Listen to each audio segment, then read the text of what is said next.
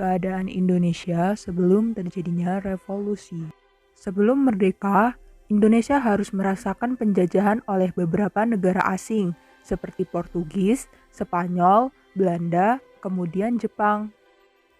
Datangnya negara penjajah karena ingin menguasai rempah-rempah Indonesia. Masa penjajahan di Indonesia diakhiri dengan dinyatakan proklamasi kemerdekaan Indonesia. Revolusi Indonesia adalah proses politik yang penuh dengan konflik antar golongan, pemberontakan terhadap tatanan pemerintahan, dan sebagai perjuangan untuk mempertahankan kemerdekaan.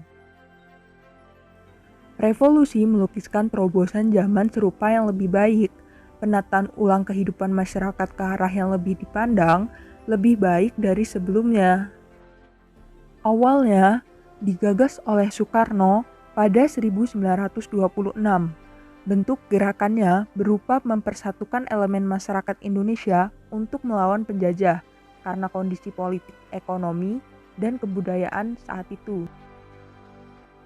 Revolusi ini meruntuhkan keadaan yang lama dan memunculkan pembentukan negara dan masyarakat baru, yaitu Indonesia. Revolusi terjadi setelah Soekarno membacakan teks proklamasi. Keadaan ini tak menjadikan Indonesia merdeka sepenuhnya, karena harus mengalami gangguan yang datang seperti terjadinya beberapa revolusi fisik dan jalur diplomasi yang harus ditempuh berupa perjanjian.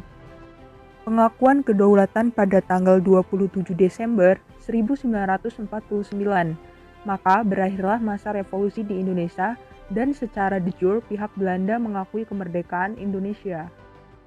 Australia dan Indonesia sebagai negara yang bertetangga, bahkan garis perbatasan Australia paling dekat dengan kepulauan di Indonesia. Indonesia pernah menjalin kerjasama pada masa perjuangan dan menduduki tempat terpenting keamanan Australia.